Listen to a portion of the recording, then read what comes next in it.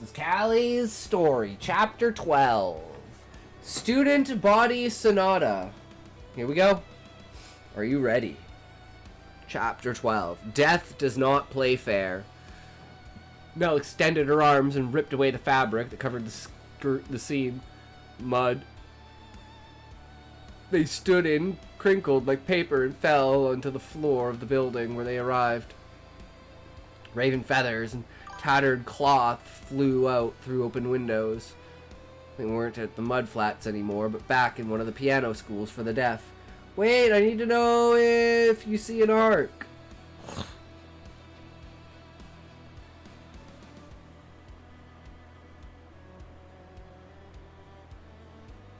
From the beginning of the story until now, Calli?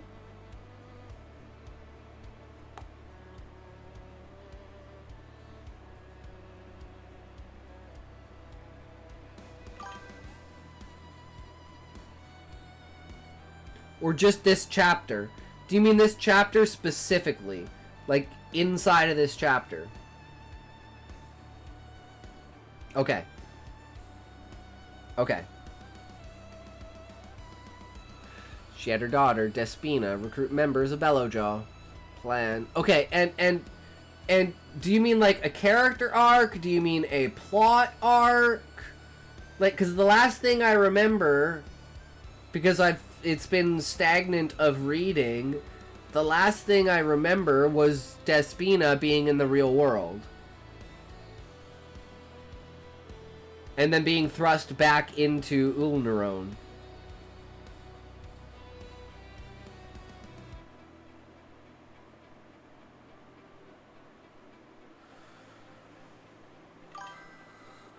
It's his own thing. Okay.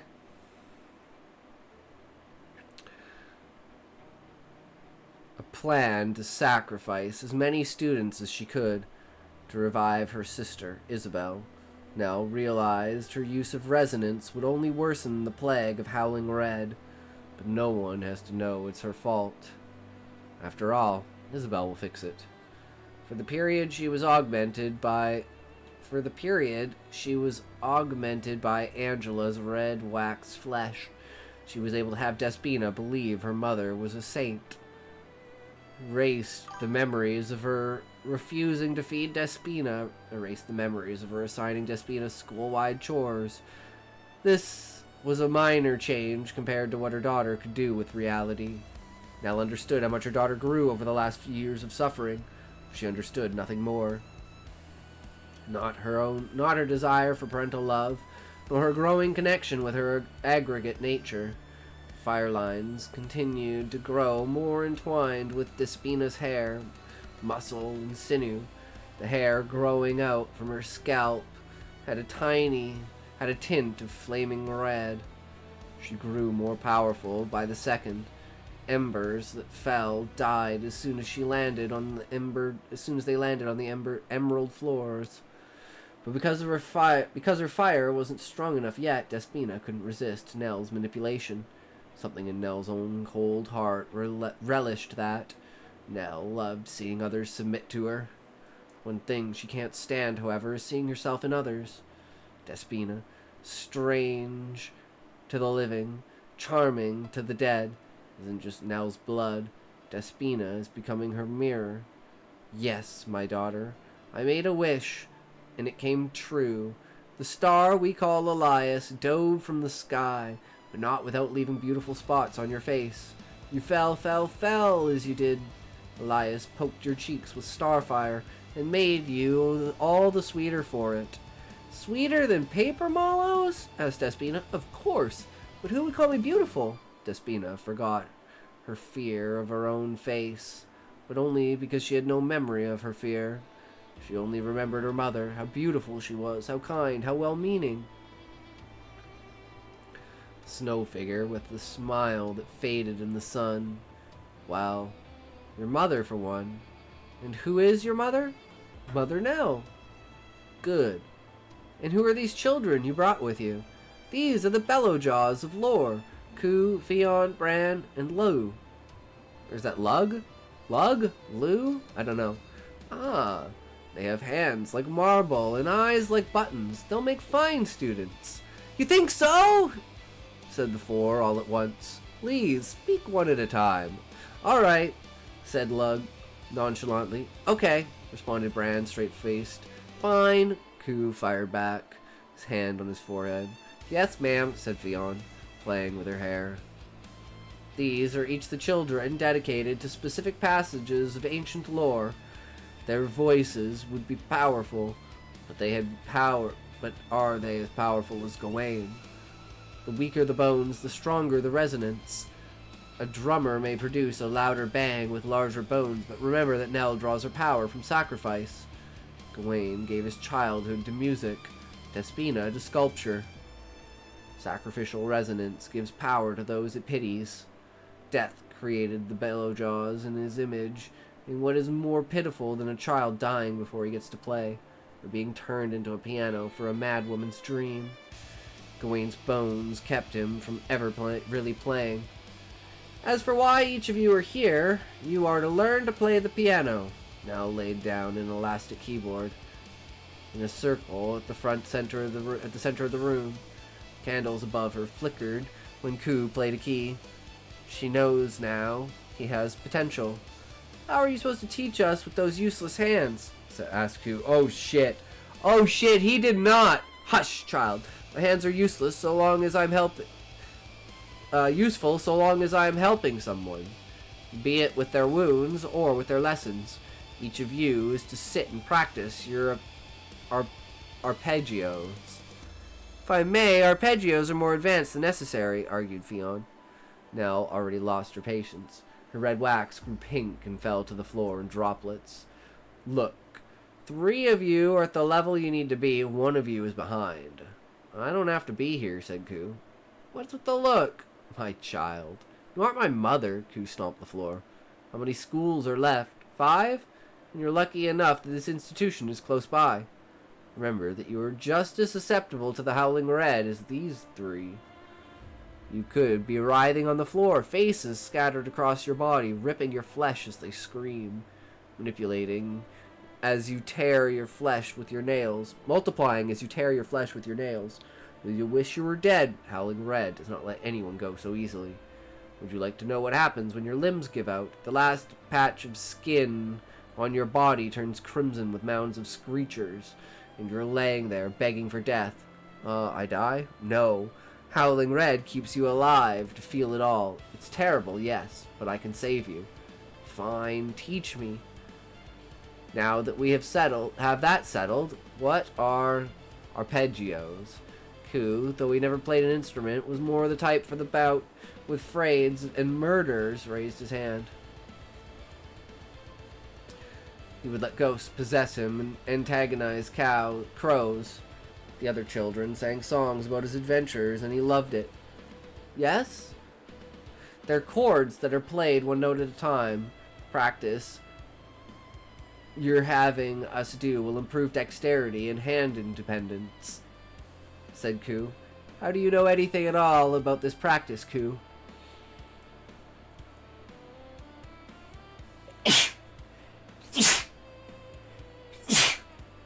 Oh, excuse me. Brrr, Jesus. The other 3 like to write songs about me.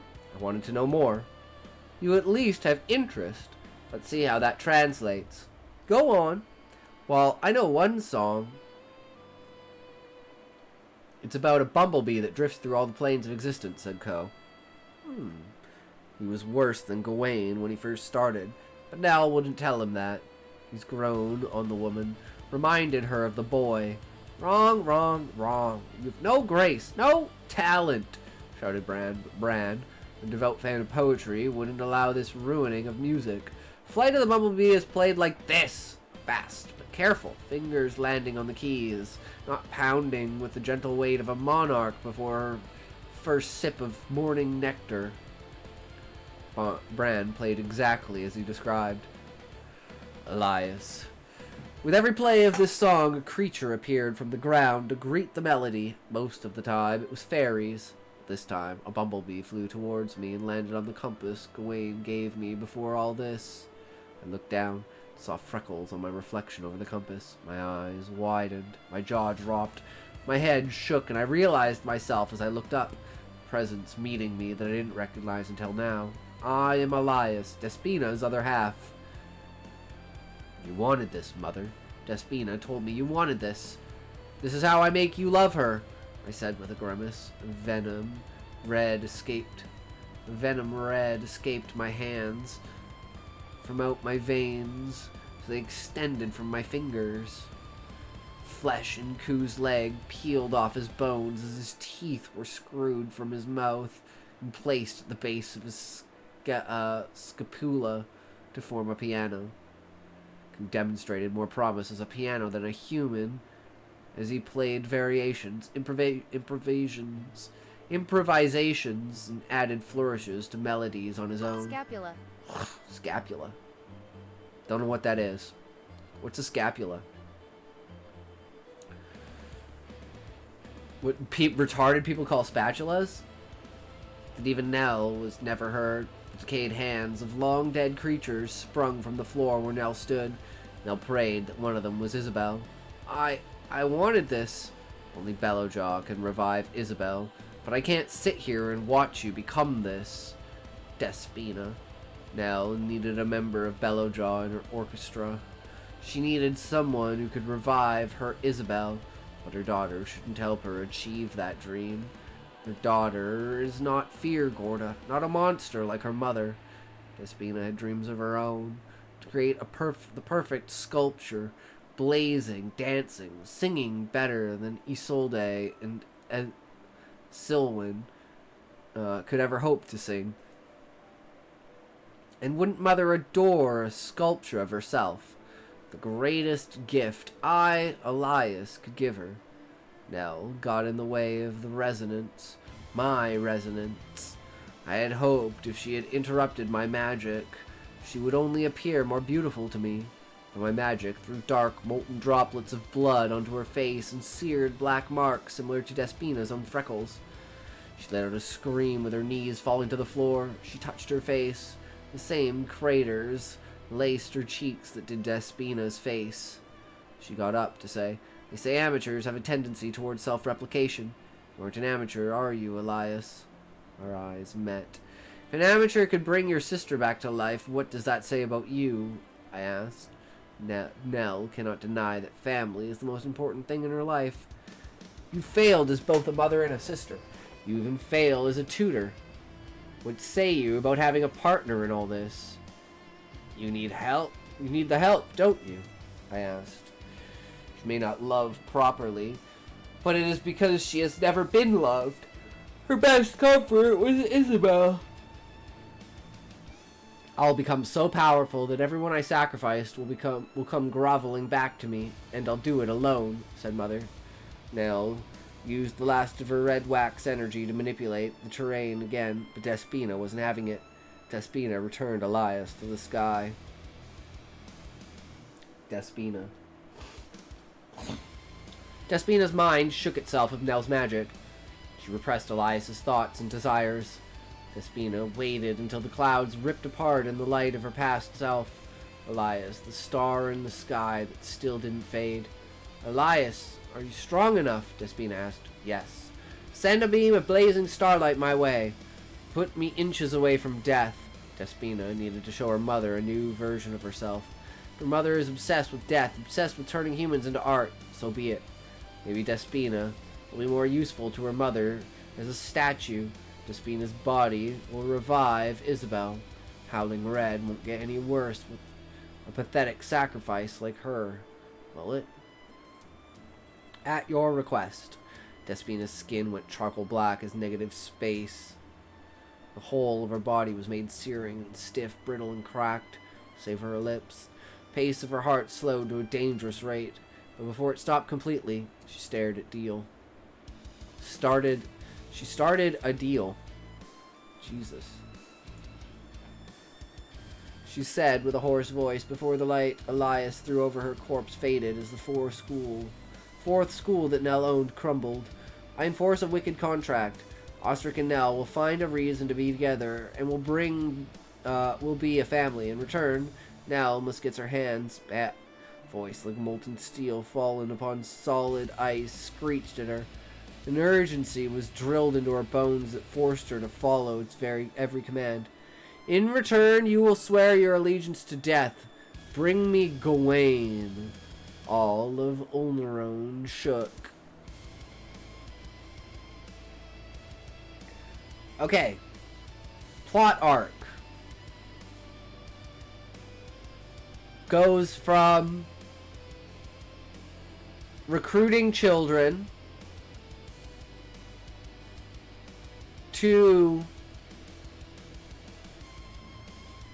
basically trying to stop Nell. So in an arc, you have a character with a goal. In this plot, the character's goal is find a reason. How do you say this?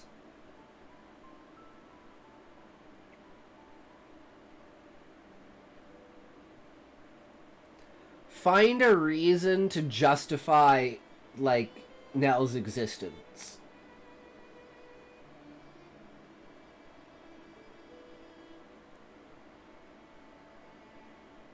Because it's like, it's too good to be true kind of vibes, right? And then, for like the character arc itself, transformation from extremely obedient to fully rebellious. So there's absolutely arcs in this, Calli. 100%. I will say the last little bit of twisting after, like, Q is turned into a piano is pretty fucking sick. I love it.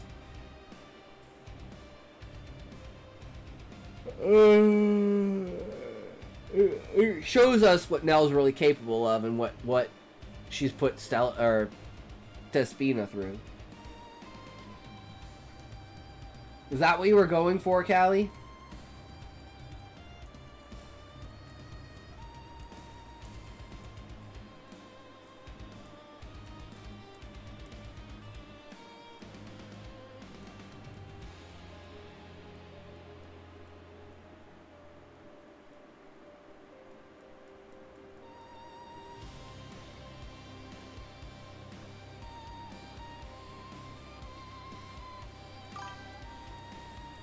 I know I'm dead, but I'm satisfied, so whatever. Okay?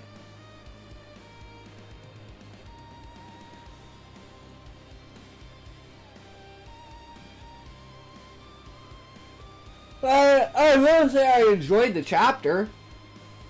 It definitely brings a spark to, you know, Despina. And, like, her mission to get Gawain and how that, you know, morphs and folds into everything else.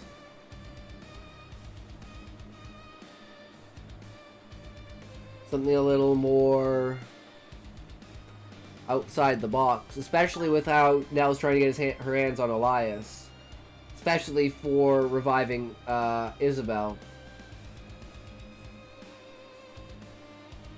I feel like it does go all over the place, though.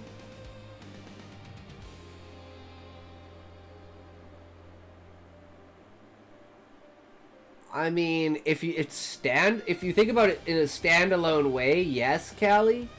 But if you know the background and you've read the rest of the book leading up to now, it fills in the gaps for you, right? Does that make sense? Chapter 12 of a book shouldn't necessarily... Like, it stands on its own, right? But, yes, I do see what you mean if it jumps all over the place and is confusing.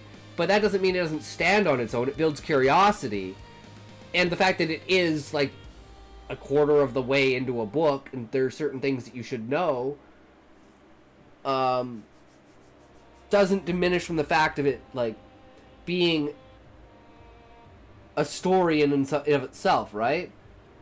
Daughter is almost jealous of mother. Finds that she's stronger than herself, so she rebels against it, because she's always been told that she's weak.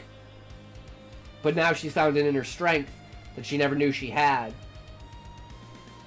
But that's also condemned her because now it's brought Elias, and she needs to bring, like making the contract with death and bringing him Gawain, right?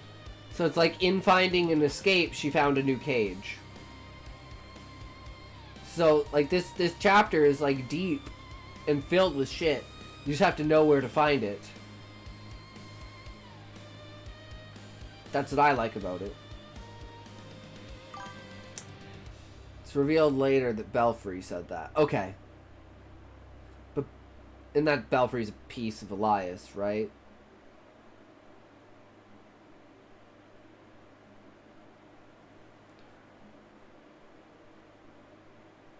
Because,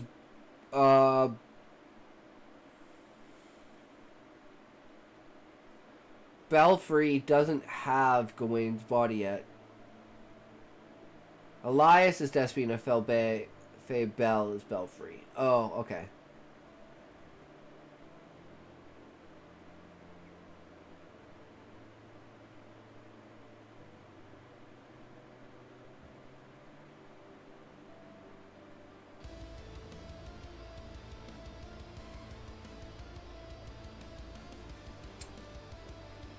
Alright. Yeah, but I liked it. Definitely love the visuals on it. Especially like the turning the guy into the piano. I love that visual. It's so strong. I don't know why I just can't get over it. It's just evocative, right? The screwing of the teeth and stuff like that. Every time it builds on me imagining how Nell is building this piano, stretching the skin across, manipulating the bones for the structure, making sure that the chords run right as the sinews are pulled, like amazingly vivid imagery. Oh fuck, I don't know why I'm so tired. Why am I so tired? What is this?